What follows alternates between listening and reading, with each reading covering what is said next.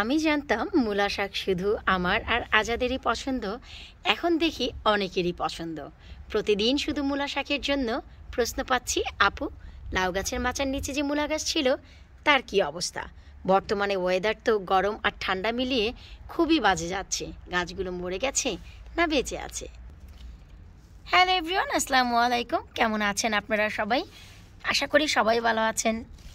আলহামদুলিল্লাহ, আমিও অনেক ভালো আছি। এই হচ্ছে আমার মূলা শাকের বর্তমান অবস্থা। আমার ধারণা ছিল যে মূলা শাক অনেকেই পছন্দ করে না, এখন দেখলাম আমার মতো অনেকেই পছন্দ করে। এই যে আমার লাউয়ের মাচা একেবারেই ফাঁকা, কোনো গাছ নেই, কারণ এখনো পর্যন্ত বাহিরে গাছ দেওয়ার মতো পরিবেশে আসেনি। আমি এই ভিডিওটি করতে যাচ্ছি মে মাসের 5 তারিখে। হয়তোবা আপনাদের কাছে যেতে যেতে একটু সময় লেগে যাবে, কারণ অনেক সময় দেখা যায় ভিডিও করার পর আপলোড করতে করতে অথবা এডিট করতে করতে একটু সময় লেগে যায়, পাশাপাশি আরও অন্যান্য ভিডিও থাকে। তাই আমি এই জন্য বলে দিচ্ছি ডেটটি যে আজ মে মাসের 5 তারিখ, কারণ আপনারা যেন বুঝতে পারেন যে কোন সময় আমি গাছটি লাগিয়েছি আর মে মাসের 5 তারিখে তার অবস্থান কতটুকু। এতে করে আপনাদের আইডিয়া হবে আপনারা কখন গাছটি লাগালে শাক খেতে পারবেন। এখন হচ্ছে শাক খাওয়ার জন্য একেবারেই উপযুক্ত হয়ে গেছে। আমি চাচ্ছিলাম না যে এর ভিডিওটি করব, কিন্তু এত প্রশ্ন পাচ্ছিলাম যে আপু আপনার যে মাচার নিচে যে ধনিয়া পাতা আর মূলা শাক লাগিয়েছিলেন তার কি অবস্থা। এটা কথা অনেক সত্যি যে আমার ধনিয়া পাতা এত অজস্র হয়েছে, খেয়েও শেষ করতে পারছিলাম না। তাই গত পরশুদিন সৌরভ ভাইকে ডেকে তাকে বেশ কিছুটা মূলা শাক আর ধনিয়া পাতা দিয়েছি।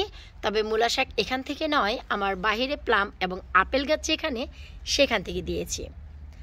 তো সবার প্রশ্ন পেয়ে ভাবলাম যে না, একটি ভিডিও তো করাই লাগে।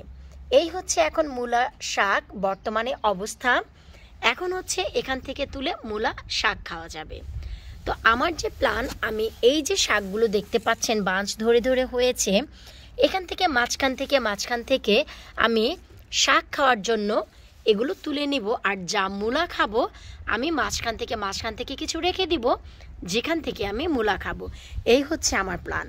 কারণ অনেকগুলো শাক খাওয়ার পর যে শাকগুলো থাকবে তাই মূলা হবে, আর বাকি যে জায়গা সেই জায়গায় আমি লাল শাক, ডাঁটা শাক বা অন্যান্য শাক লাগিয়ে দেব। আর এই যে পাশের বেতেই যে ধনিয়া পাতা ছিল সবগুলো তো বিড়াল একেবারেই নষ্ট করে ফেলেছে। তারপরে আমি যে বীজ দিয়েছিলাম আলহামদুলিল্লাহ সেই বীজগুলো থেকে এই যে গাছ আবারও নতুন করে উঠতে যাচ্ছে। তো এইগুলো আর বেশি বড় করব না, অল্প অবস্থায় তুলে খেয়ে ফেলবো। কারণ এখন যেহেতু মে মাস চলে এসেছে, এখন যদি আমরা লাল শাক, ডাঁটা শাকের বীজ দেই তাহলে লাল শাক এবং ডাঁটা শাক খেয়ে ডাঁটাও খেতে পারবো সামারের মাঝামাঝির দিকে। কারণ সেই শাকগুলো হতে একটু সময় লাগে। আর মে মাসে যদি আপনারা বীজ দেন তবে সামার পর্যন্ত 2 বার আপনারা শাক খেতে পারবেন। 2 বার বলতে 2 বার নয়, একবার সব তুলে আরেকবার বীজ দিয়েও আপনারা শাক খেতে পারবেন। সো একবার বীজ দিলে 4 থেকে 5 বার শাক খাওয়া যায়, আর 2 বার বীজ দিলে প্রায় 10-12 বার আপনারা শাক খেতে পারবেন। তার মানে হচ্ছে পুরো সামার খেয়েও বাকি শাক আপনারা প্রিজার্ভ করতে পারবেন ডিপ ফ্রিজে। তো আমার অলরেডি প্রসেসিং শুরু হয়ে গেছে। ধনিয়া পাতার ওই যে হাফ আমি তুলে ফেলেছি, সৌরভ ভাইয়ার খালাকে দিয়েছি, কারণ খালা হচ্ছে সামনের মাসে জুন মাসের প্রথম সপ্তাহে চলে যাচ্ছে। তো তাকে দিয়েছি 1 ব্যাগের মতন, এবং তন্নি আর শুভেন্দু ভাইয়া তাদেরকে দিয়েছি। বাকি আমি 2 ব্যাগ ডিপ ফ্রিজ করেছি। আর এইমাত্র এই যে দেখতে পাচ্ছেন এখান থেকে তুলেছি, কারণ এই পাশটিতে এখন আমি লাল শাক লাগাবো একেবারে ওই পাশ ধরে, কারণ ওইখানে হচ্ছে আমার লতিরাজ কচু উঠতে উঠতে লাল শাক 1 পর্তন ওই পাশ থেকে আমি তুলে খেয়ে ফেলবো আর এপাশে রেখে দেব। ধনিয়া পাতা ধীরে ধীরে তুলে তরকারিতে দেব, তাই এগুলো আর আমি ডিপ করছি না। অলরেডি ধনিয়ার বীজ আরও জার্মিনেট হচ্ছে, সেগুলো টবে দিব। কারণ হচ্ছে এখন এই যে জায়গা, এই সব জায়গায় এখন আমার মেইন যে গার্ডেনিং তা শুরু হয়ে যাবে। লাল শাক, ডাঁটা শাক থেকে শুরু করে সব। ওই যে মাঝখানের বে দেখতে পাচ্ছেন, আমার একেবারে শেষের বেটি তো সেচি শাক, তারপরে মাঝখানের বেতে অলরেডি আমার ফলন শুরু হয়ে গেছে। আপনাদের সাথে ভিডিওটি শেয়ার করিনি, তো ওই সব ভিডিও আমি পরে শেয়ার করব। আজ যারা মূলা শাক দেখতে চেয়েছিলেন, আমি কিছুক্ষণ একটু ক্যামেরাটি ধরে রাখছি, আপনাদের যাদের ইচ্ছে হয় আপনারা স্ক্রিনশট রাখতে পারেন, এটি করে বুঝতে পারবেন এটি কোন জাতের মূলা। এটি হচ্ছে সাদা মূলা, একেবারে মোটা মোটা মূলা, কোনো পোকা ধরেনি, যেহেতু গাছটি বাহিরে, মাঝখানে 3 দিন কোনো বৃষ্টি হয়নি। তাছাড়া এই যে ফেব্রুয়ারি মাস থেকে শুরু করে আমি এই পর্যন্ত দেখিনি যে বৃষ্টি হয়নি। মাঝখানে আমি দেখেছি 3 দিন বৃষ্টি হয়নি, 15 দিন আগে, তখন আমি একদিন এখানে কীটনাশক ব্যবহার করেছি আমার ঘরোয়া, যার ফলে আপনারা নিজেরাই দেখুন প্রত্যেকটি পাতা সবুজ আছে এবং কোনো কিন্তু পোকামাকড় ধরেনি। যেহেতু এখন বৃষ্টি হচ্ছে, অনর্গল স্নেল বা স্লাগ তো আসবেই, তাতে করে তো খাবেই। তবে মূলা গাছ, মূলা পাতা একটু কম খায় তা আমার মনে হচ্ছে, কারণ এত স্নেলের পরেও আমি দেখলাম শাকগুলো সুরক্ষিত আছে। আর এই সেই জায়গা বাহিরের যেখানে হচ্ছে আমার অজস্র মূলা শাক হয়েছিল। এই যে এই পুরো জায়গাটি থেকে তুলেই গত পরশুদিন আমি সৌরভ ভাই আর খালাকে দিয়ে দিয়েছি। 2023-এ ফার্স্ট হারভেস্টিং ছিল আমার এই মূলা শাক, তবে আমরা খাইনি। খালা যেহেতু চলে যাবে নেক্সট মান্থ প্রথম সপ্তাহে, তাই তাকেই দিয়েছি। এই পুরো জায়গার শাকগুলো আমি দিয়েছি।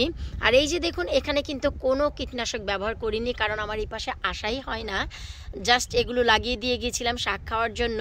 এই যে দেখুন, এখানে কিন্তু ঠিকই স্নেল বা স্লাগ খেয়েছে কীটনাশক না পেয়ে, দেখেছেন? আর ভেতরেরগুলো কিন্তু কিছুই হয়নি, কারণ ওখানে কীটনাশক দিয়েছি। এই যে দেখুন, মাছি বসে বিভিন্ন জায়গা থেকে রোগ বহন করে নিয়ে আসে, তো এর কারণেই কিন্তু এই যা যা যা দুষ্ট পাখি যা যা, এর কারণেই কিন্তু আমাদের এই শাক টাকগুলো এত নষ্ট হয়।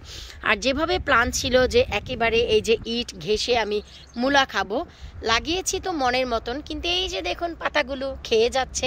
তো এখন তো ভাই এর যত্ন একটু দিতেই হবে যদি মূলা খেতে ইচ্ছে হয়। কারণ হচ্ছে আমি চাচ্ছি না যে স্নেল বা স্লাগ এসে খেয়ে ফেলুক। আর এই যে মাঝখান থেকে যে জায়গাগুলো, এই যে ফুলগুলো হয়েছিল আমার পাড়ার, আমি সব টিউলিপ থেকে শুরু করে গত পরশুদিন এই জায়গাটি ক্লিন করেছি, কারণ এখানে হচ্ছে আমি আবার নতুন করে লাল শাক, ডাঁটা শাক শুরু করব, আর মূলাও খাবো। তো এইখানে আমি দেখি আগামীকালকে এসে একটু কীটনাশক দিতে পারি কিনা। আর মাঝখান থেকে যে জায়গাগুলো দেখতে পাচ্ছেন, এখানে হচ্ছে আমি আমার পাতাকপি দিব ইনশাল্লাহ, আল্লাহ পাক যদি চায়। পাতাকপি গাছগুলো যদি এবার না মরে, কারণ আমিনা বুড়ির জন্মদিনের কারণে গ্যারেজে রাখার কারণে কিন্তু মরে গিয়েছিল। তো পাতাকপি গাছ আবারও হচ্ছে, তাহলে ইচ্ছে আছে এই সামনে দিয়ে মূলা গাছের মাঝখান দিয়ে দিব, এতে করে আমার আর জায়গা নষ্ট হবে না। আর ভিতরে হচ্ছে লাল শাক, ডাঁটা শাক চলবে। যেহেতু অনেকগুলো বীজ জার্মিনেট হয়েছিল ধনিয়া পাতার, এখানেও কিছুটা ফেলে গিয়েছি, এখান থেকেও তুলে খেতে পারবো। যেখানেই বীজ ফেলি না কেন, নষ্ট তো হওয়ার নয়, খেতেই পারবো। তো যাই হোক, এই হচ্ছে বাহিরের মূলা শাক, এগুলো আমি তুলবো, তুলে নিয়ে খাবো, এই আর কি। যারা মূলা শাক দেখতে চেয়েছিলেন, আশা রাখছি আপনাদের চোখ জুড়িয়ে যাবে যে ঘরোয়া পদ্ধতিতে কীটনাশক দেওয়ার কারণে পার্থক্য কী। বাহিরের মূলা শাকগুলো দেখলেন আর এখানের মূলা শাকগুলো দেখতে পাচ্ছেন। আলহামদুলিল্লাহ, এখানে কিন্তু কোনো স্নেল বা স্লাগ খায়নি। তার মানে আমি জানতাম না যে মূলা শাকও স্নেল বা স্লাগে খায়।